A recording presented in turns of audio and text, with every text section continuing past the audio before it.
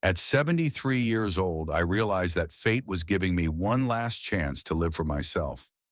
All my life, I worked for others, first for patients at the clinic, then for my family, and now it's time to think about myself. My name is Winston Pendragon, and I recently bought a house in Salford, a small town 3 hours drive from where I have spent my entire life. I used to consider myself a good therapist. I could see right through people and predict future problems from the slightest signs in the present. I had an almost mystical connection with my patients. Dr. Pendragon, you can see right into my soul, grateful people would tell me. But I never managed to understand my own son. Barnaby was born when I was 43, and Ophelia was 38. A late child, he was long awaited, prayed for, and suffered for after several failed attempts and years of hope. We spoiled him immensely. A child born of great love and prosperity had every chance of growing up to be a decent person.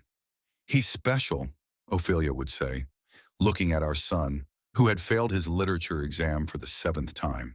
He's just different. He needs time to find himself, she would convince me when Barnaby dropped out of his third college at 22, wasting our money and his time.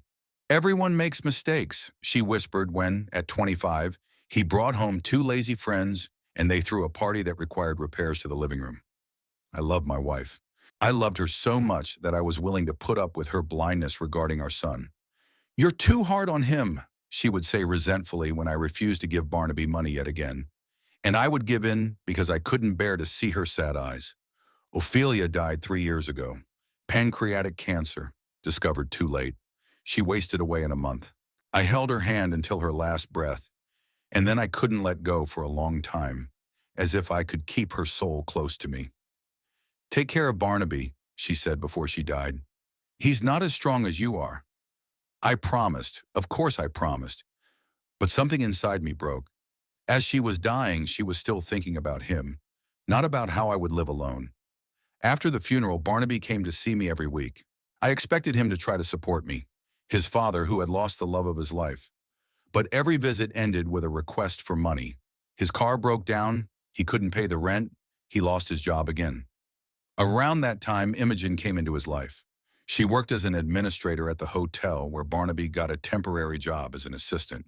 Tall, with a piercing gaze, she was 5 years older than my son and knew exactly what she wanted out of life. But most importantly, she knew how to achieve it. Dad, meet my girlfriend, Barnaby said, bringing her to my house 2 weeks after they met. Imogen was the epitome of politeness. She said all the right things about my loss, admired the house, and took an interest in my career. But I could see how predatory she was as she surveyed the surroundings, assessing the value of each item. Your son has told me a lot about you, Dr. Pendragon. He admires you so much, she said with a smile that didn't reach her eyes. I sensed something was off right away. In 30 years of medical practice, I had learned to recognize fake smiles. But Barnaby looked at her with such adoration that I said nothing. 3 months later, they were married. No wedding, just a civil ceremony at City Hall. Barnaby called me that evening and told me as if it were nothing important. By the way, Dad, Imogen and I got married today. She said, why spend money on a lavish celebration when it's better to invest it in the future? Perhaps I should have been more wary then, but instead I felt relieved. My son had finally found a woman who would set him on the right path. Maybe he would stop loafing around and get his act together. But it turned out differently. Imogen quit her job at the hotel a week after the wedding. Why should I work for peanuts when Barnaby's about to get a good job? She said when I asked her about it. Of course, there was no job in sight. Barnaby was barely coping with his duties as a technical support employee at a company that sold household appliances. They began to visit my home more and more often. Barnaby asked for money as usual, and Imogen methodically studied my life as if looking for a weak spot. I gave them money even though everything inside me resisted. The promise I had made to Ophelia weighed on me like a chain. One day, Imogen brought up the subject of the house. Winston, she said, calling me by my first name for the first time, why do you need such a big house? You live alone. Barnaby and I are crammed into a rented apartment.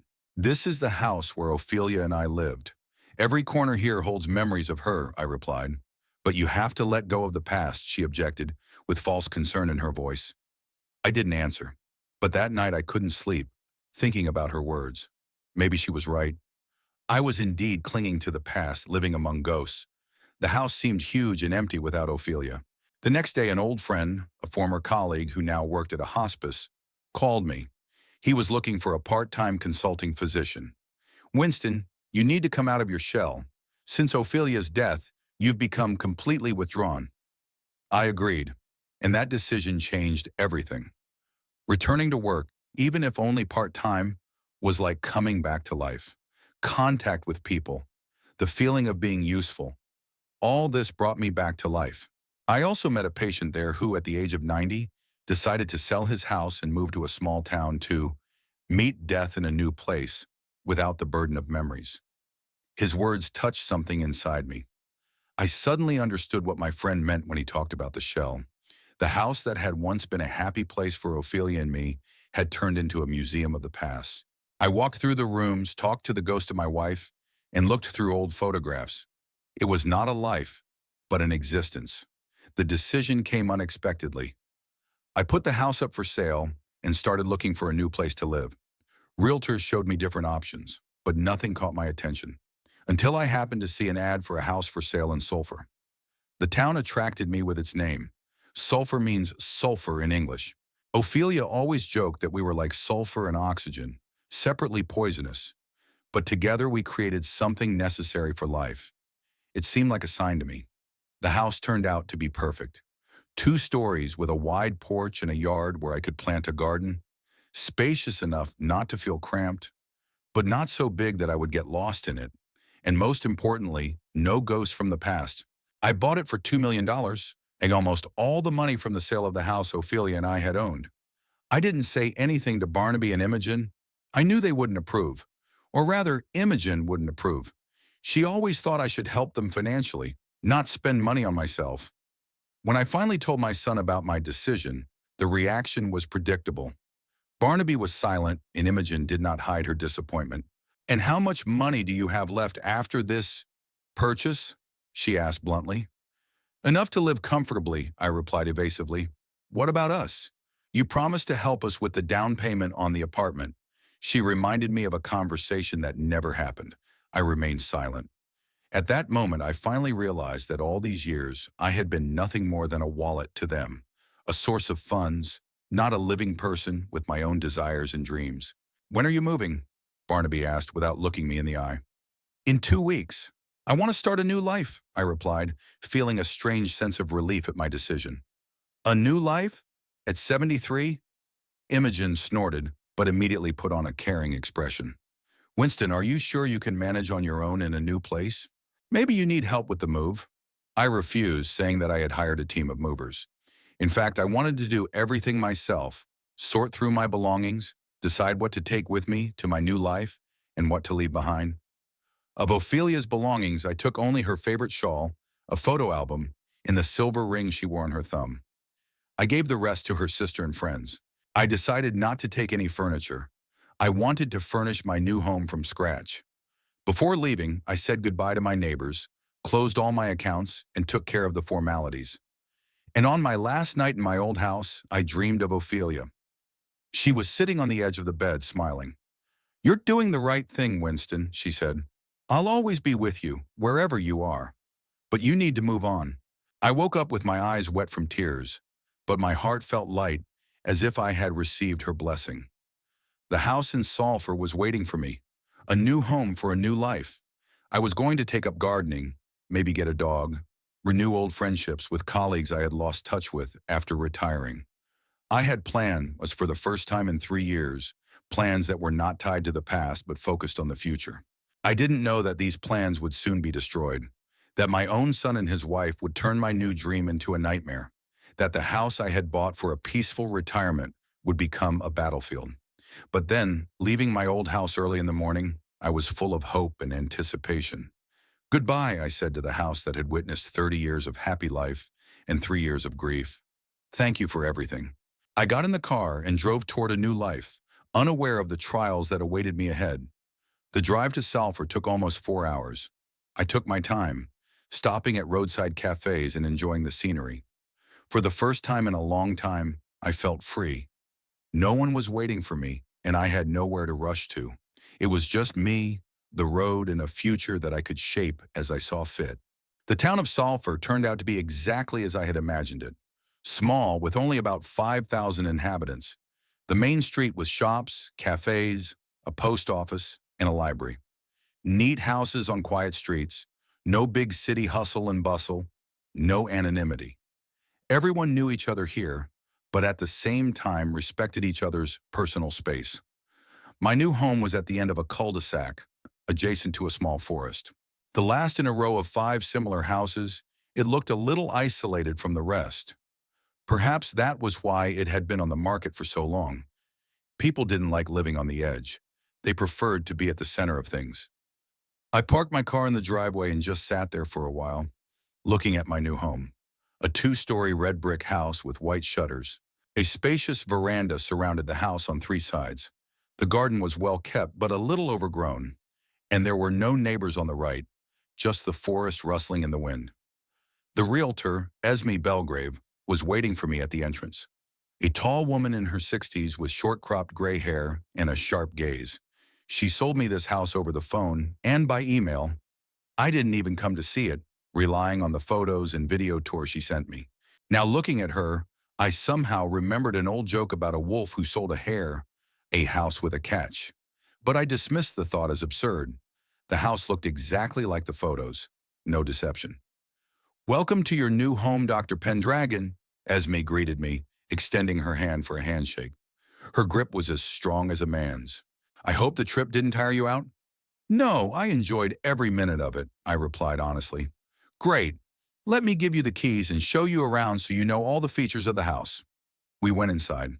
The house smelled of fresh paint and wood polish. Esme had made sure everything looked perfect for my arrival. The first floor included a spacious living room with a fireplace, a dining room, a kitchen, a study, and a guest bathroom. The second floor had a master bedroom with an ensuite bathroom, 2 smaller guest bedrooms, and another bathroom. The basement was dry and clean, perfect for storage or setting up a workshop. The water here comes from an artesian well. It's very clean, but it has a small amount of sulfur in it, which is where the town gets its name, Esme explained as we looked around the kitchen. Sometimes it can smell like hydrogen sulfide, especially if the water has been sitting for a long time. But it's completely safe and even good for you. I nodded, not thinking much of it. After all, I'm a doctor, and I know that small amounts of hydrogen sulfide in water are indeed harmless, and are sometimes even used for medicinal purposes. Another feature of this area is periodic gas emissions from the soil. Esme continued casually, showing me how the heating system works. "It's nothing to worry about. Just sometimes there might be a smell of rotten eggs. This is due to the geological structure of the area. There are sulfate deposits beneath us." "Does this happen often?" I asked, beginning to understand why the house had been on the market for so long. No, very rarely. Maybe a couple of times a year, and even then it doesn't last long. Just air out the room and it will go away," Esme assured me with a smile. "It's mentioned in the contract in the section on the natural features of the area. Remember?" I nodded, although, to be honest, I didn't remember that clause. But on the other hand, the smell of hydrogen sulfide didn't scare me. I had encountered much more unpleasant smells in the hospital. "Well, I think we're done with the formalities," Esme said, handing me a set of keys. "Welcome to Sulphur, Dr. Pendragon. If you need anything, don't hesitate to ask. You have my business card." When Esme left, I walked around the house again, now alone, getting used to the idea that this was my new home. The empty rooms waited for me to fill them with my life. The feeling of starting with a clean slate was both frightening and exciting. I unloaded the car, bringing in the few things I had brought with me. The rest was to be delivered the next day. The bed, sofa, tables, and chairs I had ordered from an online furniture store. On the first night, I slept on an air mattress in the master bedroom. As I fell asleep, I listened to new sounds. The creaking of the floorboards, the rustling of leaves outside the window, the distant barking of a dog. Everything was unfamiliar, strange, but strangely soothing. There were no ghosts of the past here, no painful memories, only the present and the future.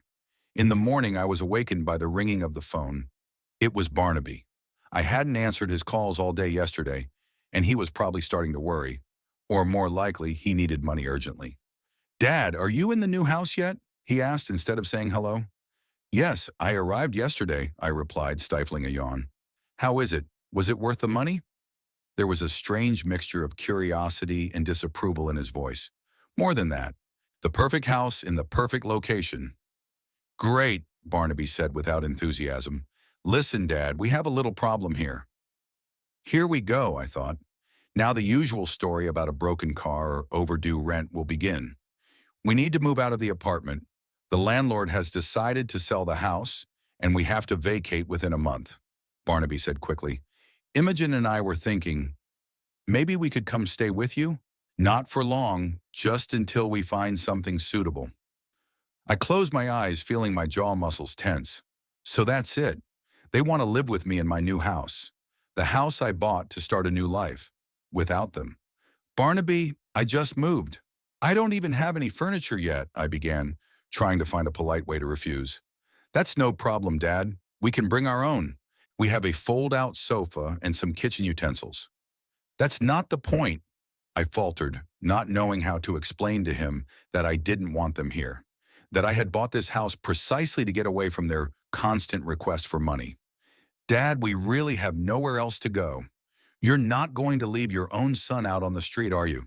His voice took on the pleading tone he always used when he wanted something. I sighed. The promise I had made to Ophelia weighed heavily on my shoulders again. Take care of Barnaby. But was it really caring to allow a grown man to continue behaving like a child?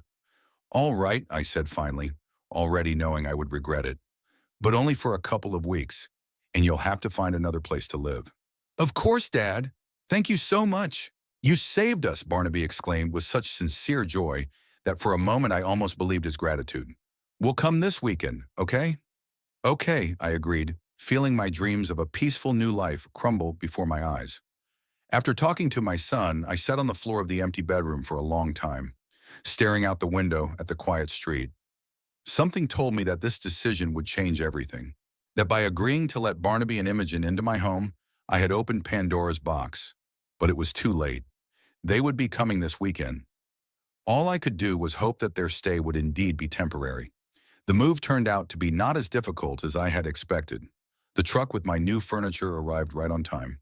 Two strong guys quickly and carefully carried everything into the house, assembled the bed, sofa, and dining table without asking unnecessary questions or trying to engage me in conversation.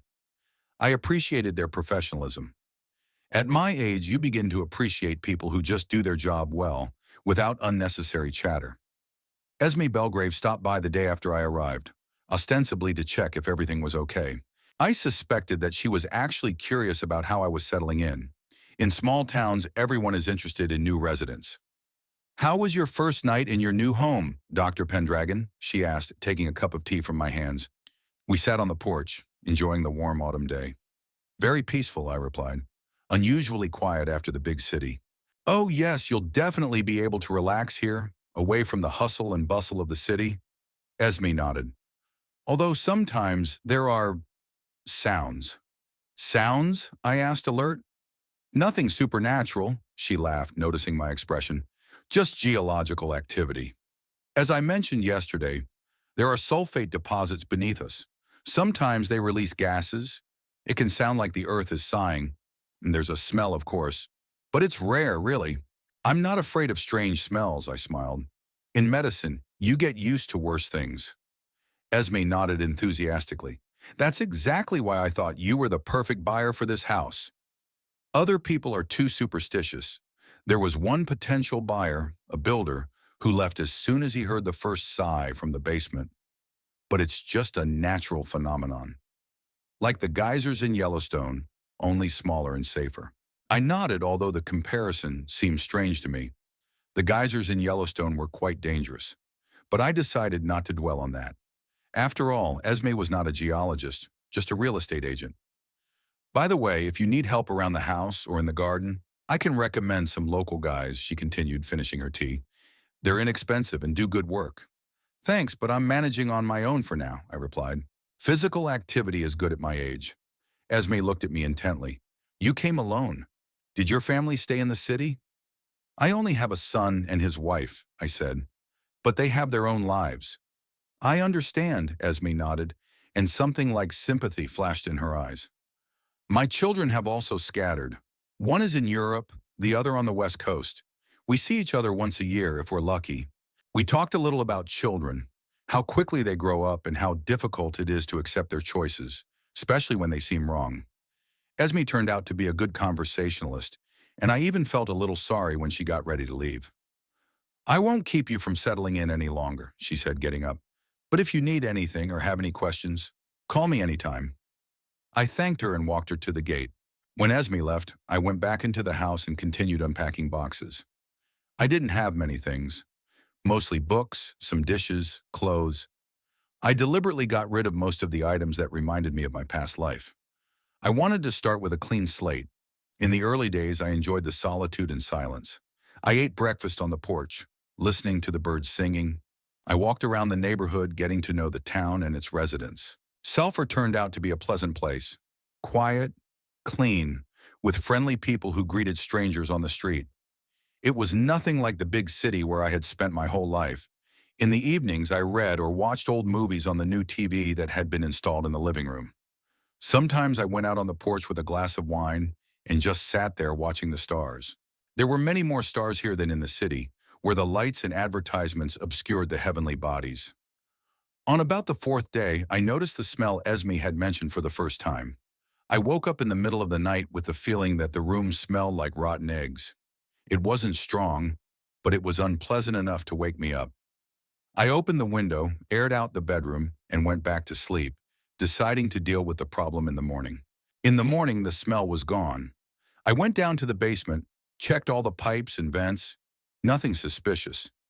I remembered Esme's words about sulfate deposits and decided that it was indeed just a natural phenomenon. After all, she had warned me about it. On the fifth day after the move, when I was already getting used to my new home and new rhythm of life, the doorbell rang. I wasn't expecting any guests and was surprised to see Barnaby and Imogen standing on the doorstep with suitcases. "Surprise!" Barnaby exclaimed with a broad smile. "We decided to come for the weekend to see you in your new home." Imogen stood next to him with a forced smile. She looked around the house with an appraising gaze, as if estimating its value. "You could have warned me," I said, not hiding my surprise. "But then it wouldn't have been a surprise," Barnaby replied, squeezing past me into the house. "Wow, it's really beautiful here. And spacious." Imogen followed him, taking off her coat as she walked. "I hope we're not disturbing you, Winston," she said in that special tone she used when she wanted to sound caring. "We just missed you so much, and we wanted to see your new home." I doubted the sincerity of their words, but I was still glad to see my son. Despite all our differences, I loved him. He was my flesh and blood, the only child of the woman I loved more than anything in the world. "Come in," I said, closing the door. "I'll show you the house." I gave them a short tour. Barnaby seemed genuinely interested, asking questions and admiring the view from the windows. Imogen hid her disappointment behind false compliments. "It's nice," she said when we finished the tour. "A little less than I expected for $2 million, but cozy." "I have enough space here," I replied. "Besides, I appreciate the tranquility of this neighborhood." "You could buy a penthouse in the city center for that money," Imogen remarked. "I don't need a penthouse," I replied calmly. "I need a place where I can enjoy peace and quiet in my twilight years." "Don't say that, Dad," Barnaby interjected. "You'll outlive us all." I said nothing. I didn't want to argue in the first few minutes of their arrival. "Are you hungry?" I asked, changing the subject. "I can make lunch." "That would be great," Barnaby said happily. "Can we settle in for now? Which room should we stay in?" I showed them to one of the guest bedrooms. It was small, with a double bed and a wardrobe. Nothing fancy, but perfectly adequate for a short visit. "I hope you'll be comfortable," I said.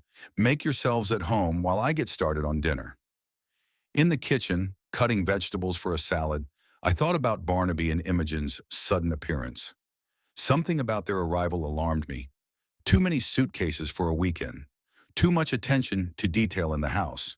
Too many questions about neighbors and locals. I decided to be on my guard. After all, I knew my son. He never did anything for no reason. Behind every selfless act of his, there was always a hidden motive. Lunch was relatively peaceful. Barnaby talked about his job in technical support, complaining about customers and his bosses. Imogen was mostly silent, only occasionally interjecting with caustic remarks about how her husband was underappreciated. If he were given a chance, he would show what he is capable of, she said, looking at me reproachfully, as if I were to blame for Barnaby's failures. Honey, Dad's not to blame for my boss being an idiot, Barnaby gently rebuked her. Let's not talk about work. Tell us, Dad, how are you getting on in Salford? Have you made any friends yet? I told them about my first few days here, how I had explored the town, about my pleasant neighbors, and my plans to take up gardening. Sounds a bit boring, Imogen remarked, poking at her salad with her fork. No entertainment, no cultural life? Books and movies are enough for me, as I replied. At my age, noise and bustle are exhausting. After lunch, Barnaby volunteered to wash the dishes, and I went out onto the porch to be alone for a while. A few minutes later, Imogen joined me. It's a beautiful view, she said, looking at the forest behind the house.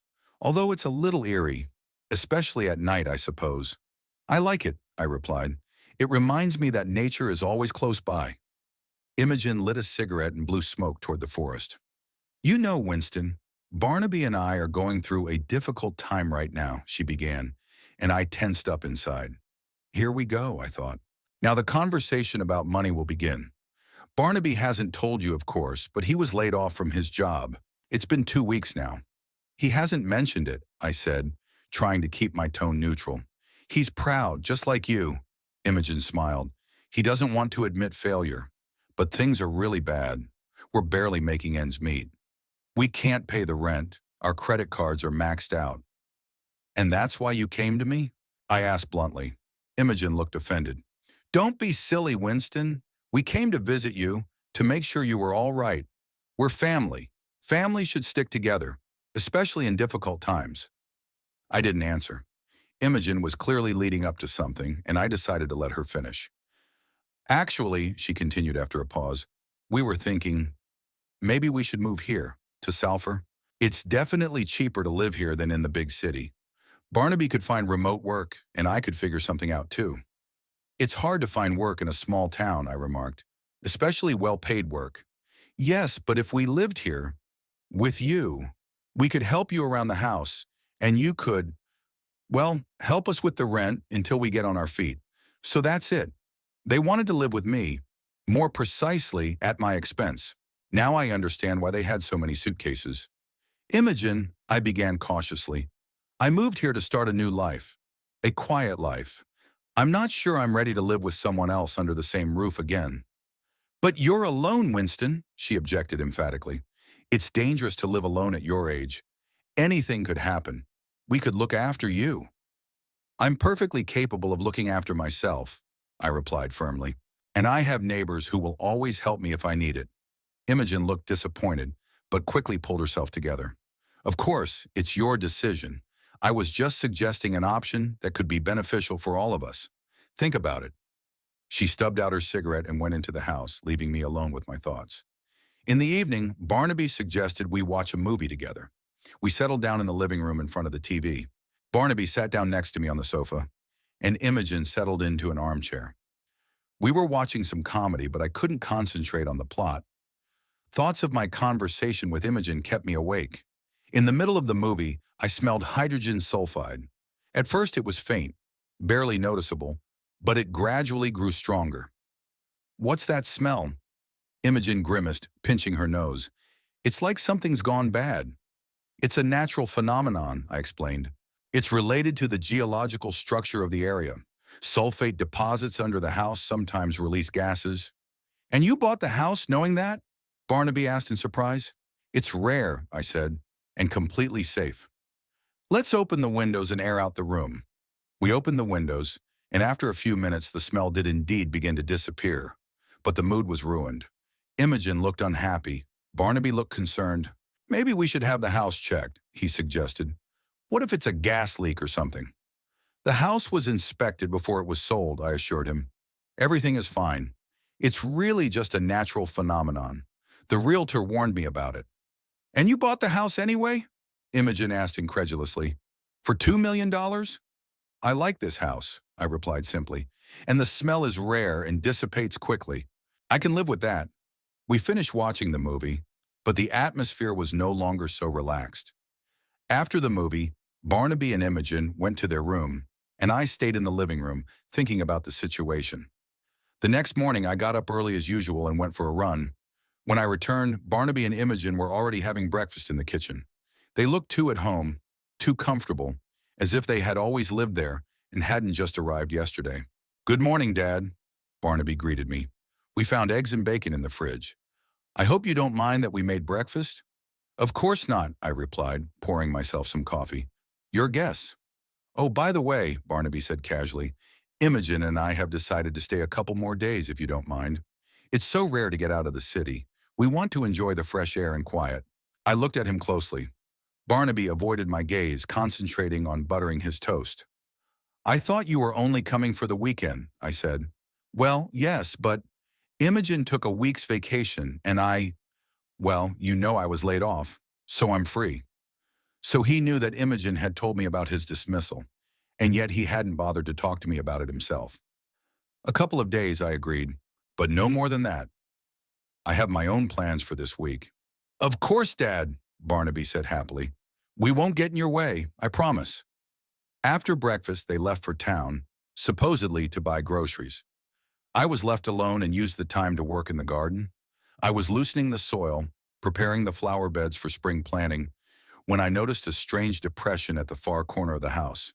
It looked as if the ground had sunk a little. I walked closer and saw a small crack in the foundation. Nothing serious, but still unpleasant. In the evening, when Barnaby and Imogen returned, I noticed that they had brought back much more than they needed for a couple of days. Several bags of clothes, some books, even Imogen's favorite pillow, which I recognized by its distinctive blue cover. They settled into the living room as if they were at home. Barnaby was watching TV, sprawled out on my couch. Imogen was flipping through a magazine, her feet up on the coffee table. I felt irritated, but I held back. "Just a couple of days," I reminded myself. "They'll be gone in a couple of days." But a week passed, and Barnaby and Imogen had no intention of leaving.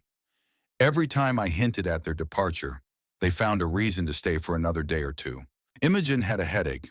Barnaby needed to finish a project on the computer, the forecast promised rain, and they decided to wait out the bad weather. I felt them gradually filling my house with their presence, their things, their habits. Their toothbrushes and cosmetics appeared in the bathroom. In the kitchen, there were their groceries and dishes, which they had brought with them for some reason. In the living room, there were their magazines, books, and even framed photographs. It was as if they were putting down roots, slowly but surely claiming rights to my home, my personal, hard-earned piece of happiness. And I began to understand that this was not just a spontaneous trip. It was a carefully planned takeover. 2 weeks. 2 weeks had passed since Barnaby and Imogen showed up at my doorstep with their suitcases. And with each passing day, they behaved more and more like they owned the place, gradually pushing me out of my own space. The first sign was the rearrangement of the living room. I came back from a walk and found that my favorite leather sofa was now against the wall instead of by the window, where I had placed it. "It's much more comfortable to watch TV this way," Imogen explained when I expressed my dissatisfaction. "Besides, there won't be any sun glare on the screen." "But I like sitting by the window and looking at the garden," I objected. "Dad, you can sit in the armchair by the window," Barnaby interjected with that special tone he used when he thought I was being unreasonable. "The sofa's better where Imogen put it." I gave in. After all, it was just furniture. I told myself that it wasn't worth arguing over such trifles, that they would soon leave and I would be able to arrange everything to my liking again. But they didn't leave, and there were more and more changes. Their photos appeared on the walls. Their food took up all the space in my refrigerator, leaving almost no room for my favorite yogurts and fruits. The bathroom turned into an exhibition of Imogen's cosmetics, and my simple toiletries were now crammed onto the edge of the shelf. They made friends with the locals, introducing themselves as if they also lived here permanently. "My father and I recently moved to Salford," Barnaby would say to neighbors when he met them on the street. "We wanted him to spend his twilight years in a peaceful place." I was repulsed by these words, by the condescending tone with which he spoke of me, as if I were a frail old man in need of constant supervision. The tension was mounting. I increasingly caught them whispering, which stopped when I entered the room. Imogen often talked on the phone, but she would stop as soon as I approached. Something was brewing, and it didn't bode well for me.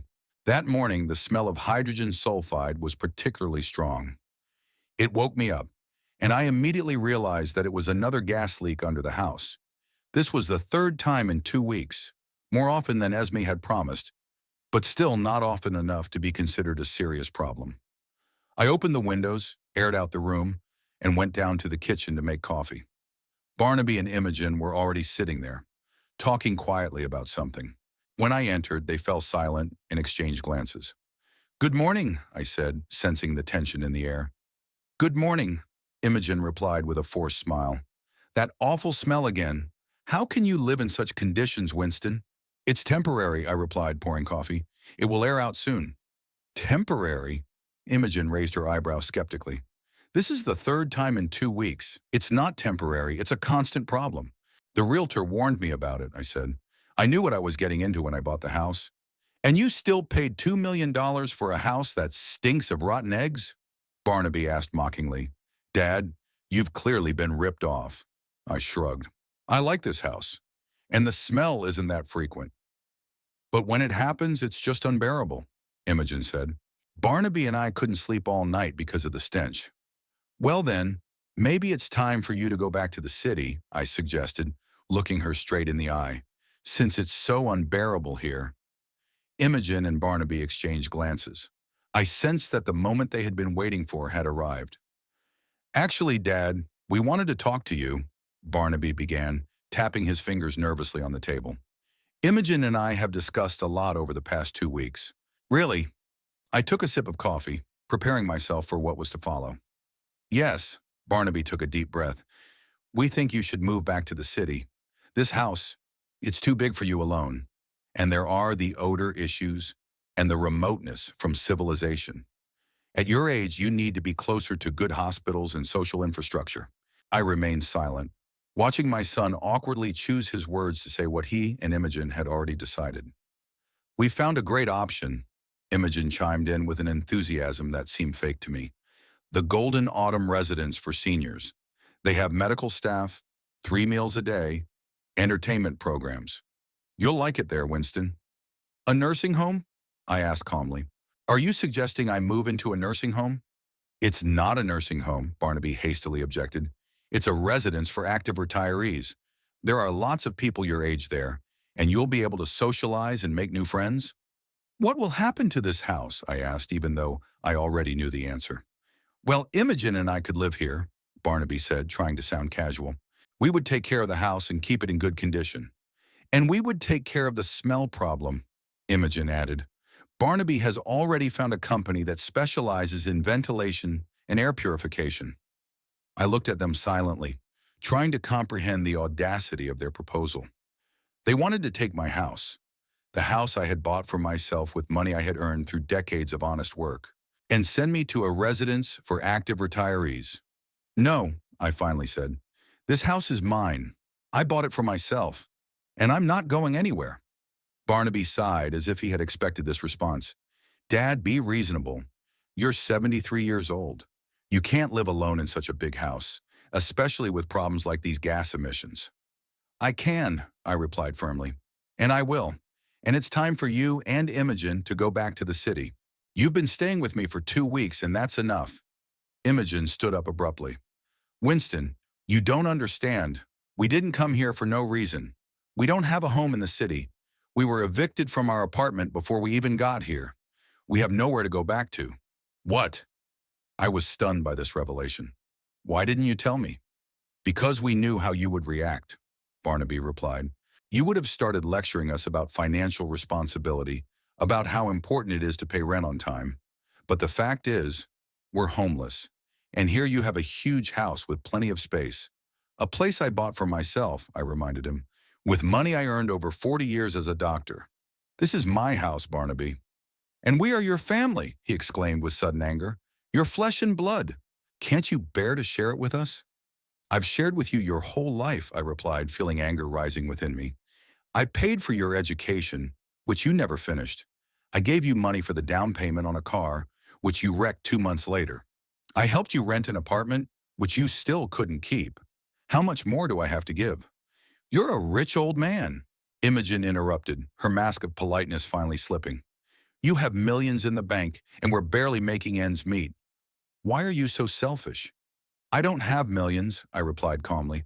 I have this house and modest savings for my old age. I'm not going to give you either. Imogen's face contorted with rage. This house is too big for one person.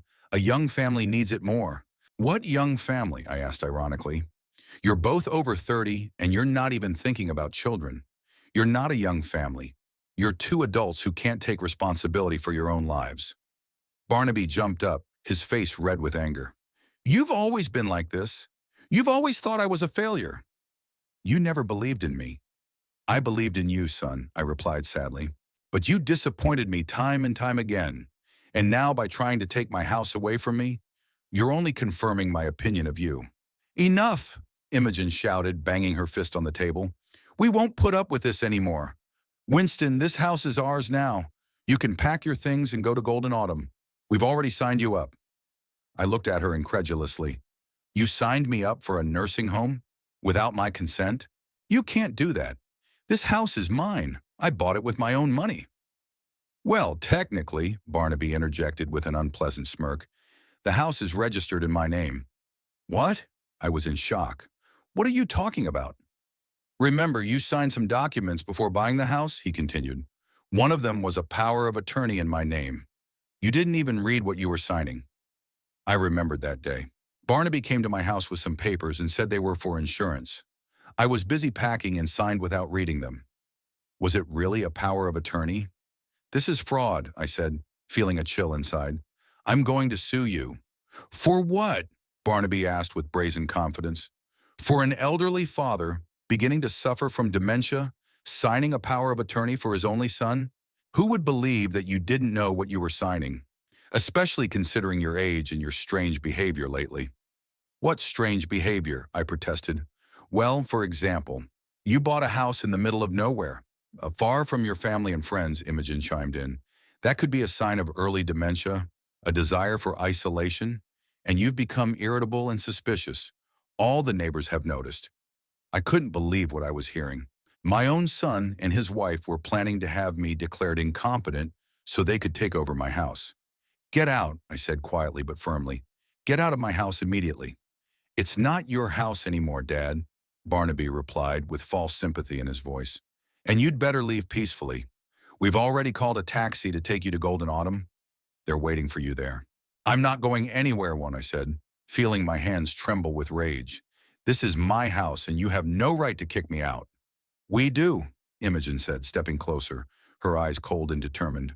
We have a power of attorney in Barnaby's name. The house is his now, and if you resist, we'll call the police. Go ahead, Warikino, I challenged. Let's see what they say when they find out you obtained the power of attorney fraudulently. Barnaby and Imogen exchanged glances. All right, Barnaby said after a pause. Let's do this. You go to a motel for a couple of days, cool off, and think about our offer. Then we'll all calmly discuss what to do next. I knew they wouldn't back down, and that at the moment I had no proof of their fraud. I needed to buy some time to consult with a lawyer and figure out my chances of getting the house back. Okay, I finally agreed. I'll go away for a couple of days, but that doesn't mean I'm giving up on my house. Of course, Dad. Barnaby patted me on the shoulder with feigned concern. No one's talking about giving up, just a little time out for all of us. I went upstairs and packed the necessary things into a small bag. As I was packing, dozens of thoughts raced through my head. How could they do this to me? How could my own son betray me like this? And what should I do next? When I came downstairs with my bag, Barnaby and Imogen were already waiting for me in the hallway. They looked tense but determined. The taxi will be here in 10 minutes, Barnaby said. We booked a room at the Pine Forest Motel on the outskirts of town. It's quiet and peaceful there. You'll like it. I can book a room myself, I snapped. We just wanted to help, Imogen interjected with the same false concern in her voice that I hated so much.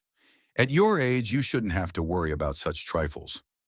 I didn't answer, just stood at the door waiting for the taxi. 10 minutes passed in tense silence. Neither of us wanted to start a new round of conflict. When the taxi arrived, Barnaby took my bag and put it in the trunk, like a caring son seeing his father off on a trip. But I saw triumph in his eyes, poorly concealed satisfaction at his victory. "We'll call you in the evening to see how you're settling in," he said as we parted. "Don't bother," I replied, and got into the car. The driver, an elderly man with a gray mustache, looked at me questioningly. "To the Pine Forest Motel?" he asked.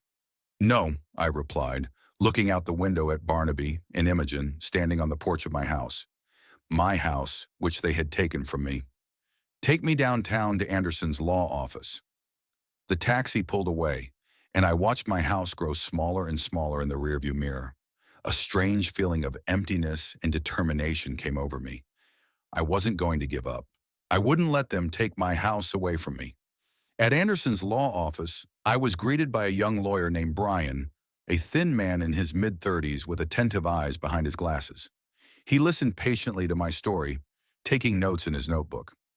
"If I understand correctly, Mr. Pendragon," he said when I finished, "your son obtained power of attorney from you by deception and now claims that the house belongs to him."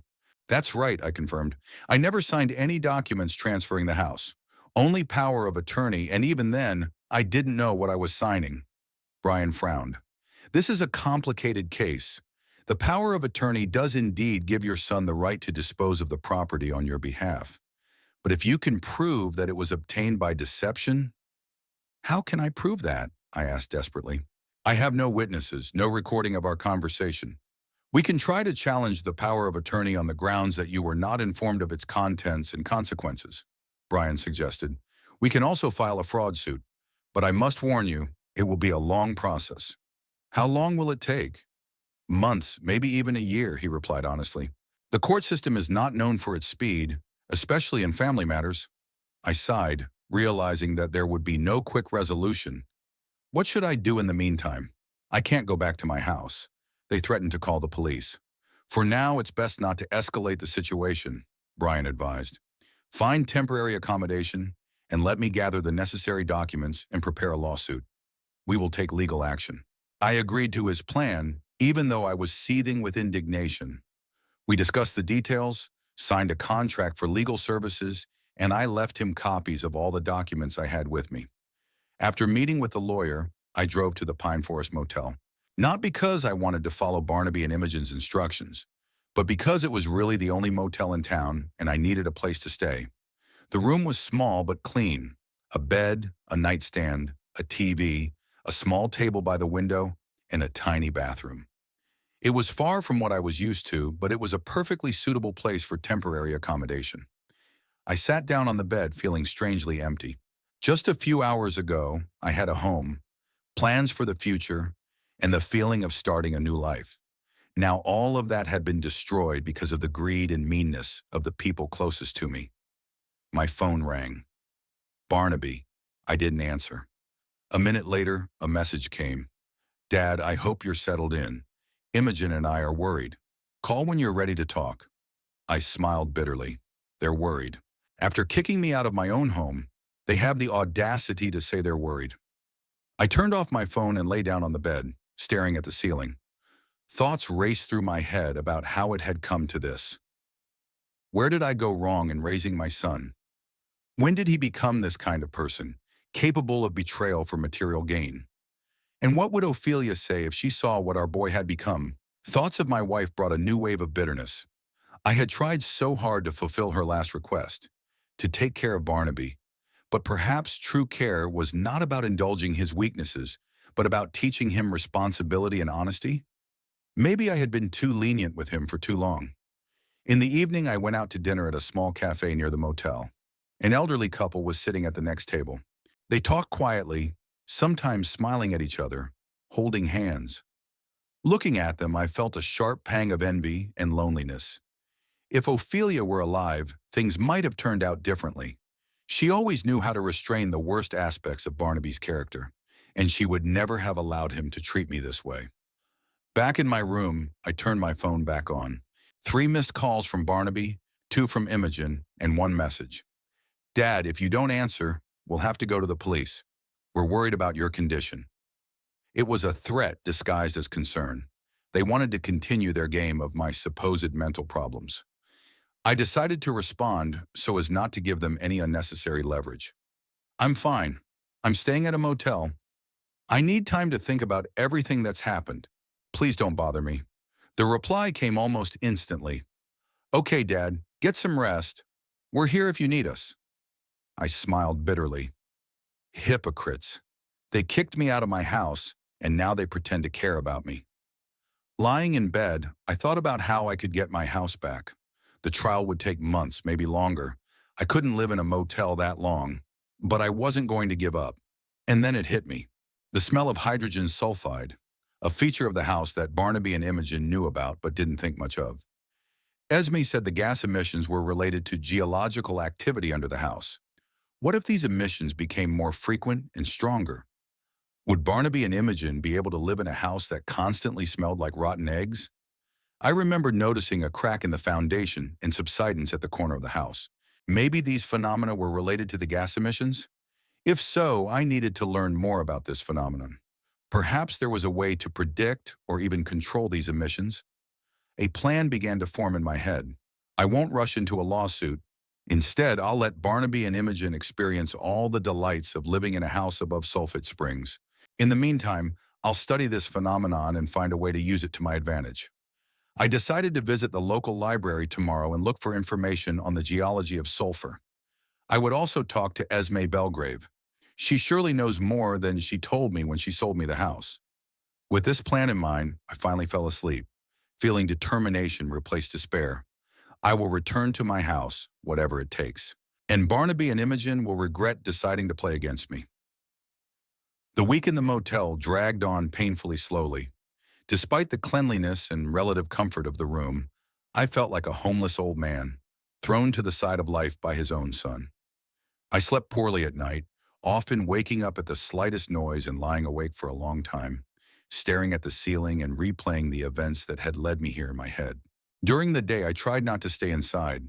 I went to the local library where I found several books on the geology of the region. It turned out that sulfur really did get its name from the high sulfur content in the soil and groundwater.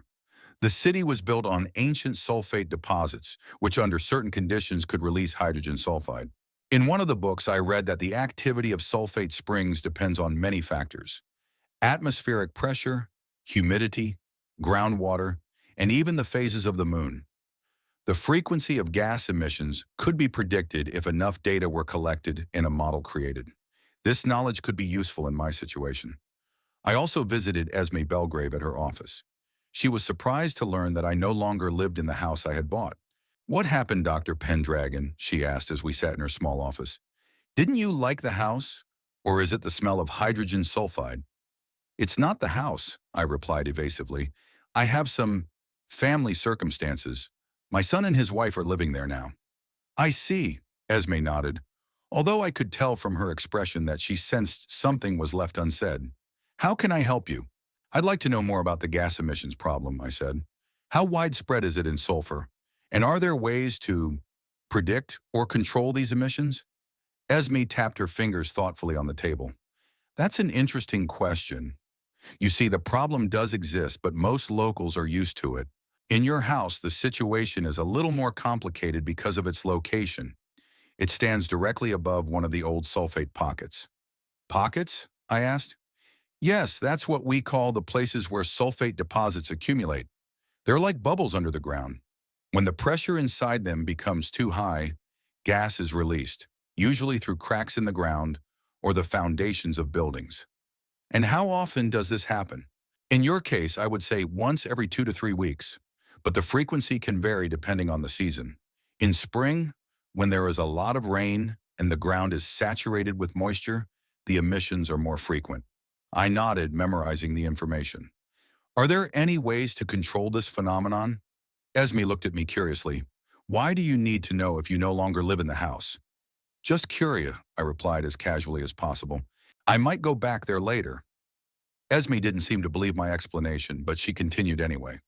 "There are special ventilation systems that are installed in the basements of houses in our region. They remove the gases to a safe place, but it's quite expensive and not always effective. It's easier to just air out the house when the smell appears. Is there any way to increase the emissions? I asked, trying to make the question sound as innocent as possible. I mean, are there factors that provoke more active gas release? Esme frowned. Why do you need to know this, Dr. Pendragon? Usually people want to reduce emissions, not increase them. I realized I had crossed the line of curiosity and hastened to explain. I'm just trying to understand the nature of this phenomenon. As a doctor, I have always been interested in natural processes.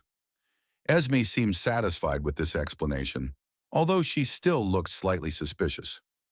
Well, if you're really interested, emissions increase when atmospheric pressure drops, during rainfall, when groundwater rises, and with certain types of vibrations, for example, from construction work near the house. I thanked Esme for the information and left, pondering what I had learned. So hydrogen sulfide emissions could be predicted and even indirectly controlled. This information could be my trump card in the game against Barnaby and Imogen. That same day, I went to the local hardware store and bought a barometer to track changes in atmospheric pressure. According to Esme's information, strong gas emissions should occur when the pressure drops, especially before rain. Sure enough, on the 5th day of my stay at the motel, the barometer showed a sharp drop in pressure.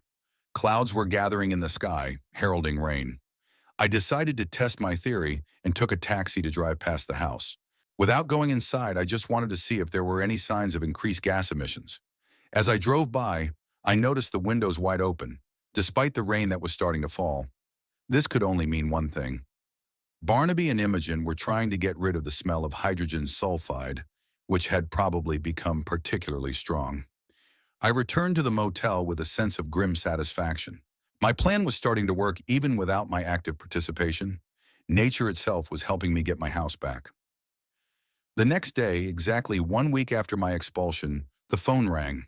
Barnaby's name lit up on the screen. I hesitated whether to answer or not, but curiosity got the better of me. Yes, I replied in a neutral tone. Dad, Barnaby's voice sounded tense, even frightened.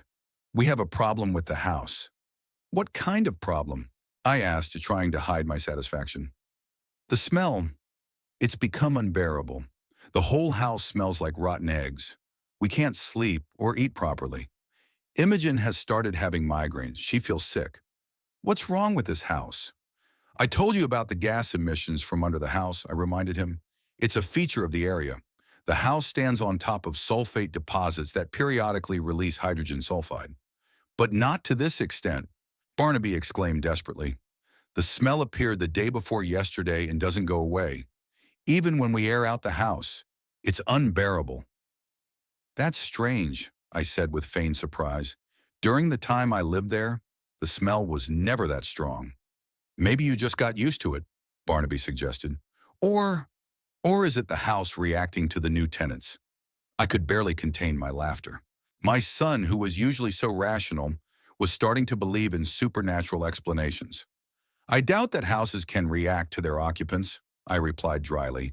Most likely it's related to the weather. Have you noticed that the smell gets stronger after it rains? Yes, exactly then, Barnaby confirmed. But why? And what should we do? It's a scientific fact. When it rains, the groundwater rises, putting pressure on the sulfate deposits, which release more gas, I explained. As for solving the problem, you can install a special ventilation system in the basement. It will remove the gases from the house. And how much will that cost? Barnaby asked suspiciously. I think at least $10,000, I replied, deliberately exaggerating the amount. But it's the only effective way to deal with the problem. There was a heavy pause on the other end of the line. We don't have that kind of money, Barnaby finally said. Maybe you could pay for the installation of a ventilation system in the house you took from me? I interrupted him ironically. I don't think that's fair. Dad, don't start again. Barnaby's voice became irritated. We didn't take your house away from you. We just wanted you to live in a more suitable place. In a nursing home, I clarified. In a residence for active retirees, he exclaimed. That's completely different. You'd be better off there than in this poisoned house. If the house is so poisoned, why do you live in it? I asked logically. Why don't you move back to the city?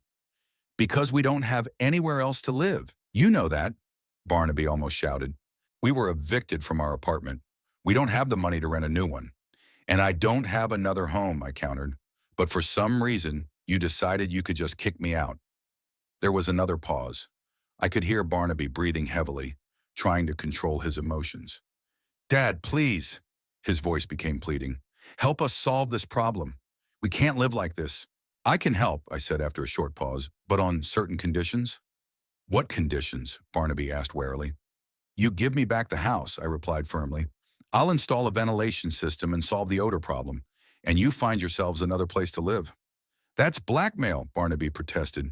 No, it's justice, I replied calmly. I bought the house for myself with my own money. You took it from me by deception. Now you have problems, and you want me to solve them without getting anything in return? That's not how it works, son. Barnaby sighed, and I heard him move away from the phone and start talking to someone. Imogen, apparently. Their voices were muffled, but I could make out the intonations of an argument. A minute later, Barnaby returned to the phone. We can't accept your terms, he said tensely. We'll find another way to solve the odor problem. As you wish, I replied indifferently. Good luck. I hung up, feeling a strange mixture of disappointment and satisfaction. Disappointment because Barnaby still refused to admit he was wrong and give me back my house. Satisfaction because my plan was starting to work. The smell of hydrogen sulfide was making their life in the house unbearable. Sooner or later, they would give in. That evening, Imogen called me. Her usually confident voice sounded frightened. Winston, this isn't funny anymore, she said instead of saying hello. Something strange is happening in the house. What are you talking about? I asked, feigning ignorance. The smell is getting stronger, she replied in a trembling voice.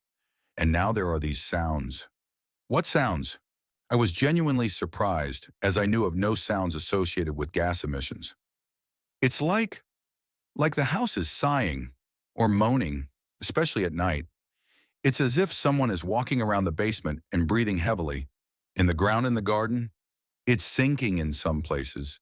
It's as if there are cavities forming under the house. Now I was truly puzzled. I knew about the possible subsidence of the soil. I had seen a small crack in the foundation even before I was kicked out. But the sounds? That was something new. Perhaps it's related to geological activity, I suggested. Sulfate deposits can shift, creating voids under the house. That explains both the subsidence and the strange noises. So it's not ghosts or anything like that? Imogen's voice sounded genuinely relieved when I offered a scientific explanation. I could barely contain my laughter. Imogen, always so practical and cynical, now believed in ghosts. I don't think there are ghosts in the house, I said seriously. But geological processes can be just as dangerous. If voids form under the house, the foundation could sink or even collapse. Collapse? Gekantun, her voice took on a panicked tone. Are you saying the house could collapse? Theoretically, yes, I replied, enjoying her fear. But I don't think it will happen anytime soon. Most likely the process will be gradual. First, cracks will appear in the walls. Then the doorways will warp. It will become difficult to open the windows.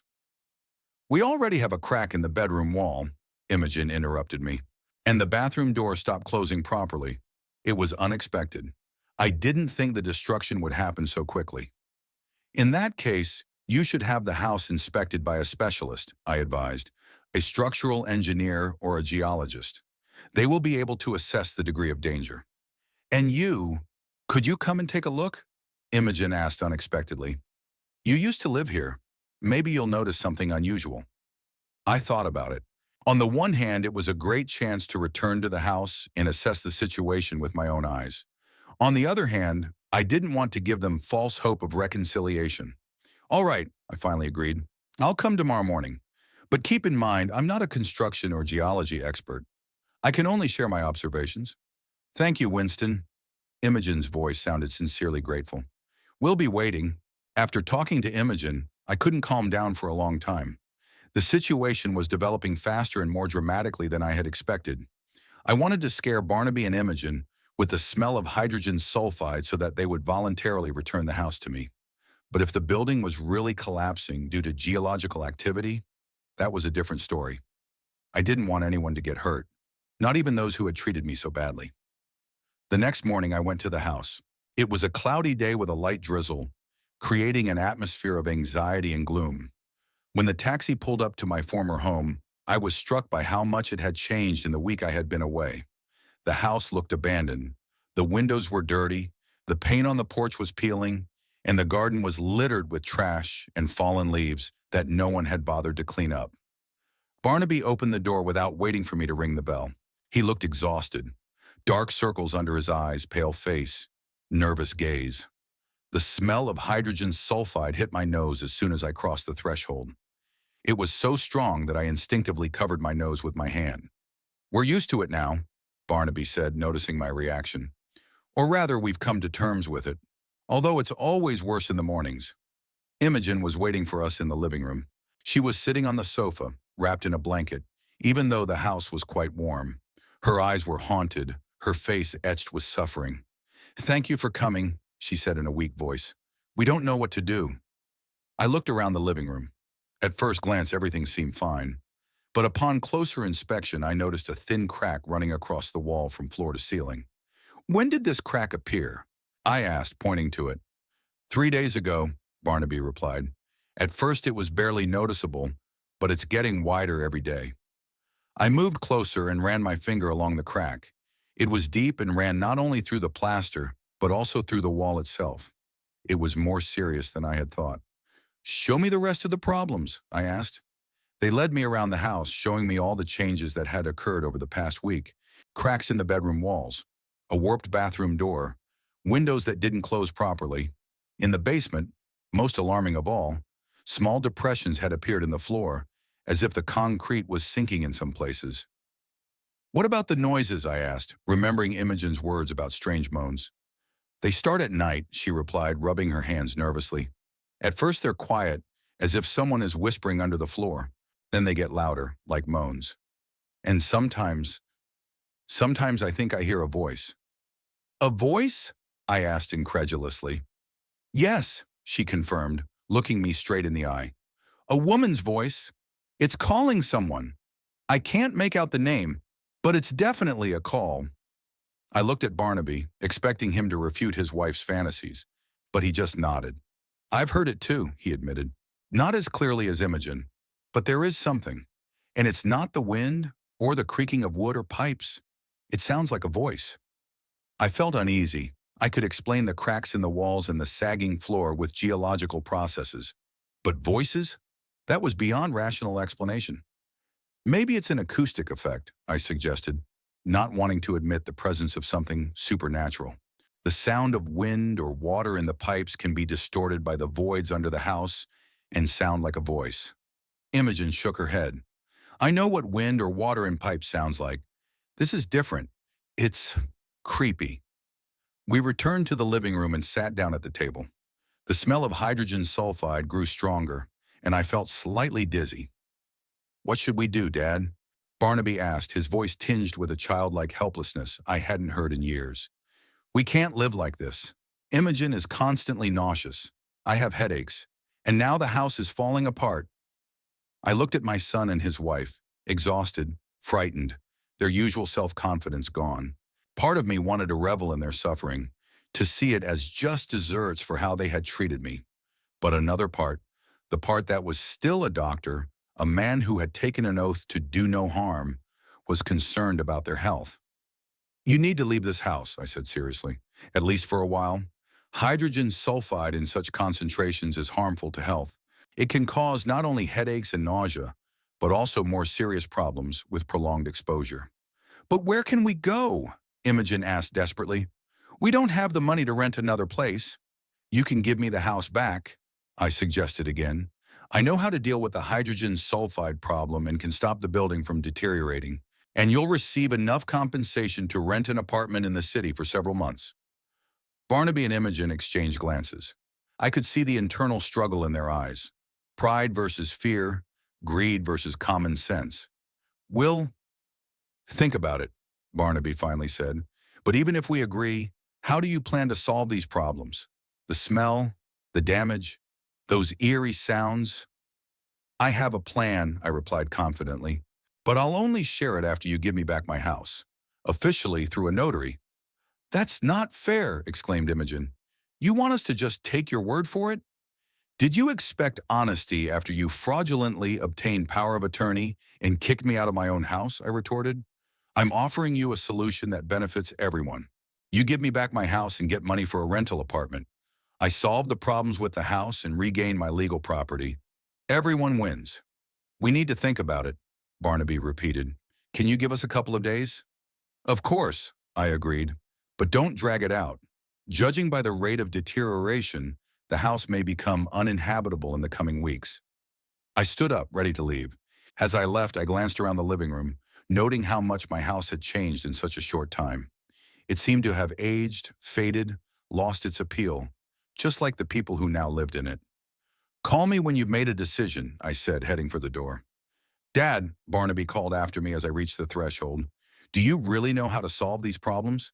Or do you just want the house back?" I looked at my son, weighing my words. "I do know a way to reduce the hydrogen sulfide emissions and stop the house from deteriorating," I replied honestly.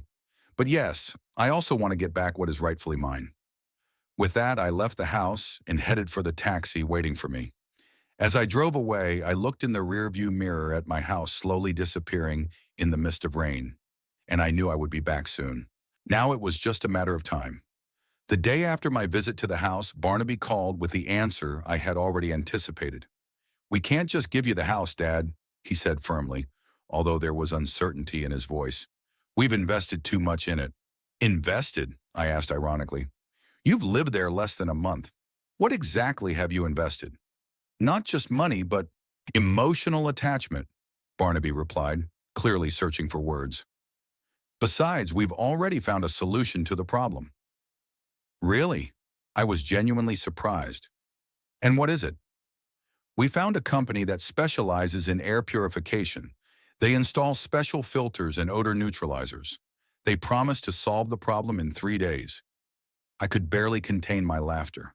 Filters and odor neutralizers won't solve the problem of hydrogen sulfide emissions from under the house. It's like treating the symptoms of a disease without addressing its cause. "And how much do their services cost?" I asked. $2,000, Barnaby replied proudly. "We've already made the prepayment. They're starting work tomorrow." "Well, good luck," I said, knowing that disappointment awaited them. "But what about the cracks in the walls and the sagging floor? Filters won't fix that." "We're working on it," Barnaby replied vaguely. "Imogen has a builder friend who promised to look at the house next week." "I see," I nodded, even though he couldn't see me. "Well, as I said, good luck. But if these measures don't help, my offer still stands." After talking to Barnaby, I decided to take more action. I visited the city library again, this time focusing on technical literature on ventilation and gas removal. I also studied local homeowner forums where similar problems were discussed. It turned out that there were several companies in Salford and the surrounding area that specialized in solving hydrogen sulfide problems. They installed not just filters, but complex ventilation systems that removed gases from under the house through special pipes that extended well above the roof. Such systems were really expensive, about $10,000 as I told Barnaby, but they solved the problem permanently rather than temporarily masking it. I decided to contact one of these companies, Sulfurvent, which had the best reviews. I wasn't planning on ordering their services yet. I just wanted to get more information about the technology and possible solutions specifically for my house. The consultant, named Hugh, was very knowledgeable and pleasant to talk to. He explained how their system worked and even offered to meet to discuss the details as they applied to my case. "But I don't live in the house right now," I explained the situation without going into family details. "My son and his wife live there. They are trying to solve the problem with filters and odor neutralizers." Hugh laughed. "That's like treating cancer with aspirin. It may help with the symptoms for a while, but the disease isn't going anywhere. The hydrogen sulfide problem in sulfur is a geological phenomenon. The gas will continue to come from underground as long as there are sulfate deposits, and they've been there for thousands of years and aren't going anywhere. So, without a proper ventilation system, the problem can't be solved?" I asked. "Absolutely," Hugh confirmed. "And the longer they ignore the real solution, the worse the situation will get. Hydrogen sulfide not only smells bad, it corrodes the concrete foundation, metal structures, and even wooden beams. The house is literally being destroyed from the inside. This information confirmed my fears. I thanked Hugh and took his business card, promising to contact him when I was ready to have the system installed. 3 days later, Imogen called me. Her voice sounded tired and depressed. "Winston, these air purification specialists, they're complete charlatans," she said without preamble. "They installed some filters and sprayed air fresheners, took $2,000 and left. The smell disappeared for a couple of hours, then came back with a vengeance." "I'm not surprised," I replied.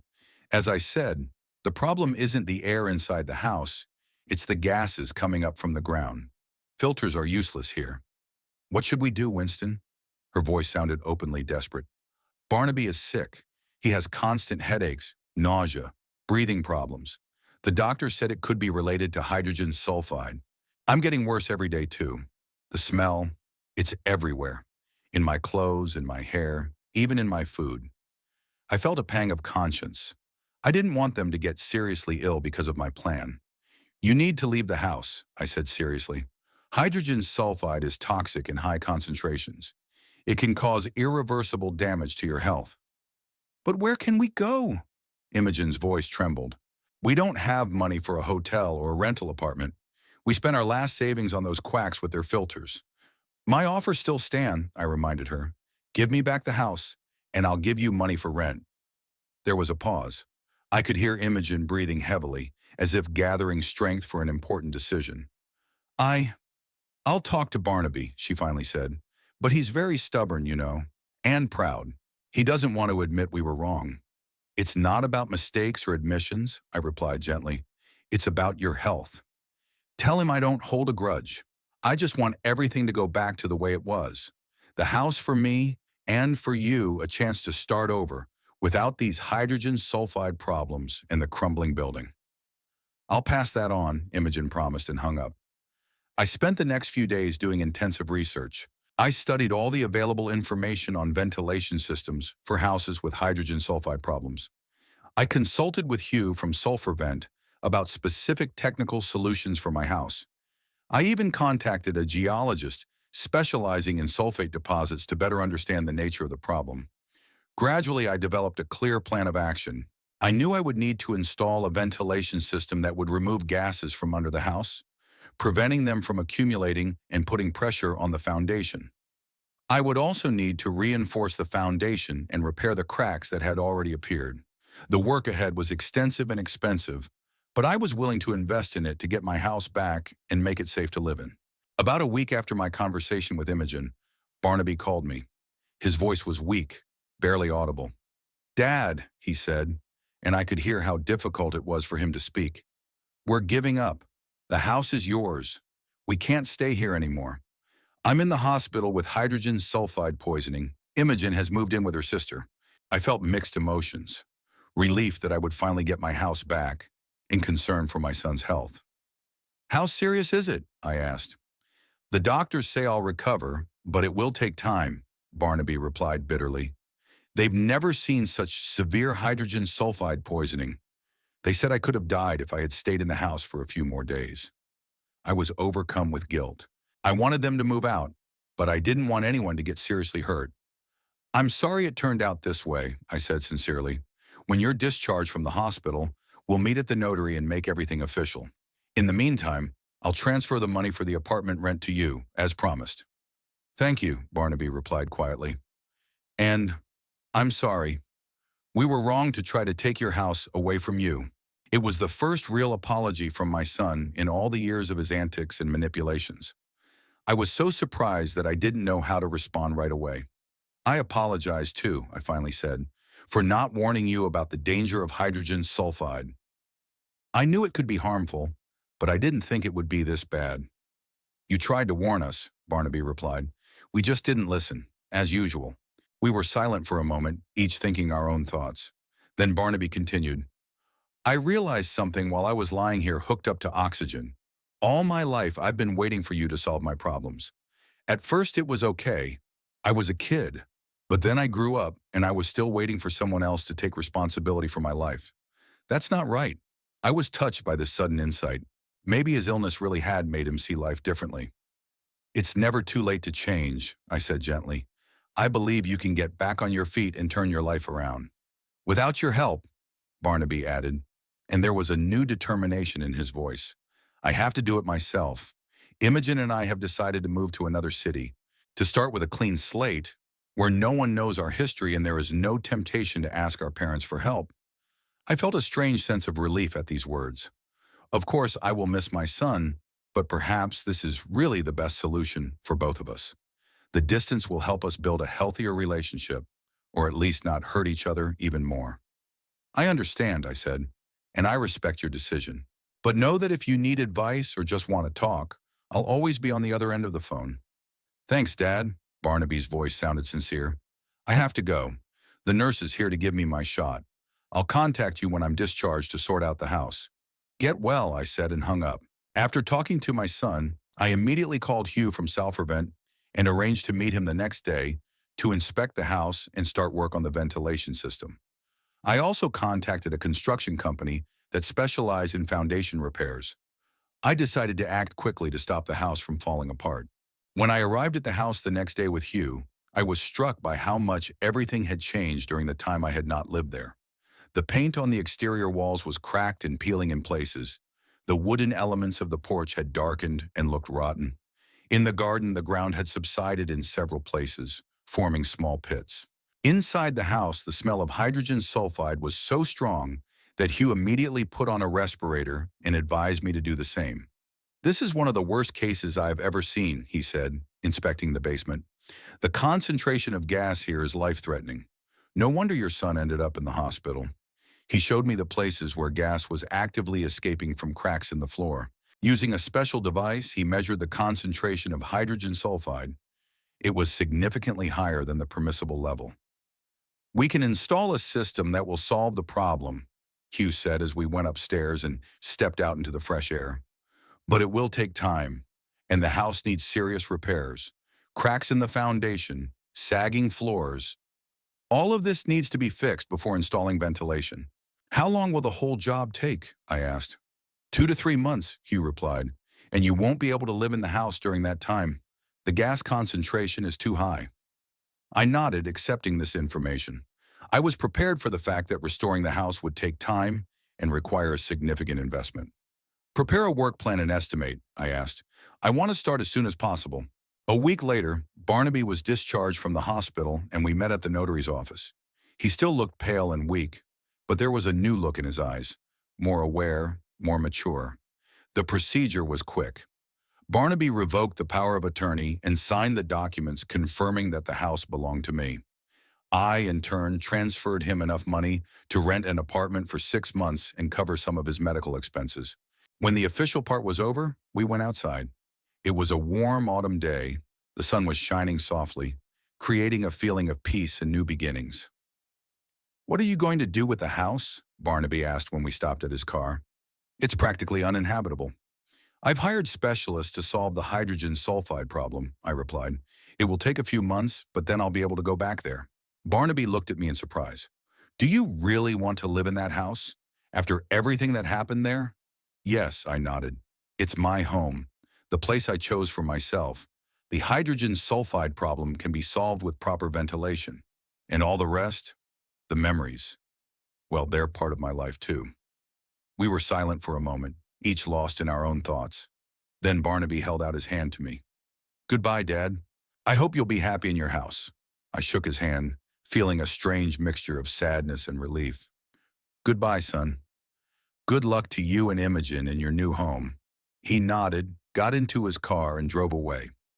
I watched the car recede into the distance, knowing that I would probably not see my son for a very long time, perhaps never again. But I felt no bitterness or regret, only acceptance and quiet calm. We had both made our choices and now had to live with the consequences. Work on restoring the house began the next day. I moved into a temporary apartment in Salford to oversee the process. Every day I came to the construction site, watched the workers reinforce the foundation, fill in the cracks, and install a complex ventilation system. Hugh turned out to be a real professional. He developed a plan that not only solved the hydrogen sulfide problem, but also turned it into an advantage. The gas was diverted through special pipes to a small technical outbuilding in the garden, where a chemical process converted it into useful compounds that could be used as fertilizer. Sulfur is an excellent fertilizer for many plants, Hugh explained to me, especially for berries and flowers. You'll have the most lush garden in all of Salford. The renovation took almost 4 months, longer than originally expected, as additional problems were discovered during the process. But the result exceeded all expectations.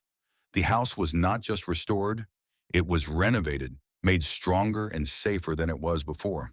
When I finally returned to my home, it looked almost like new. Fresh paint, a repaired porch, reinforced foundations, and no smell of hydrogen sulfide. The ventilation system worked perfectly. On my first night in the restored house, I couldn't sleep for a long time. I lay in bed, listening to the sounds of the house, waiting to hear those strange moans and whispers that Barnaby and Imogen had talked about. But all I heard were the usual sounds: the creaking of the floorboards, the rustling of leaves outside the window, the quiet hum of the refrigerator in the kitchen. The house seemed to come alive, freed from the toxic gas and toxic relationships that had filled it before. In the morning, I went out into the garden with a cup of coffee and looked around. Now that the hydrogen sulfide problem had been solved, I could focus on improving the grounds. Plant flowers, maybe fruit trees. Create the cozy corner I had dreamed of when I bought this house. There was no news from Barnaby. He kept his word and really started a new life without my help. Sometimes I thought about him, hoping he was doing well, that he had learned from our history, but I didn't try to contact him. We both needed this distance, this time apart. I started a new chapter in my life. I got a dog, a golden retriever from a shelter, not young and calm like myself. I took up gardening, using fertilizers made from hydrogen sulfide. I renewed old friendships and made new ones in Salford. The house that had almost caused a permanent rift with my son became a place of peace and harmony. A place where I could finally be myself, without having to live up to anyone's expectations or take responsibility for other people's mistakes. Sometimes, sitting on the porch on warm evenings, I thought about Ophelia, about what she would say if she saw how Barnaby and I's fate had turned out. Would she be upset, angry, or would she understand that sometimes distance is the only way to preserve love and respect for each other? I didn't know the answer to that question, but I was sure that for the first time in a long time, I had done the right thing, not only for myself, but also for my son. I had finally allowed him to grow up and take responsibility for his own life, and I had allowed myself to live for myself, without the guilt and obligations that had weighed on me for so long. My house above the sulfate spring became a symbol of this new life, a place where problems are not ignored but solved, where natural features are not denied but accepted and even turned into advantages, where there is room only for those people and relationships that bring joy and peace, not stress and disappointment. And there was a certain justice in this, a certain harmony. Just as there was in the fact that the house that Barnaby and Imogen so desperately wanted to take away from me rejected them, protecting its true owner. It was like an old fairy tale, where evil intentions turn against the villains, and good and justice ultimately triumph.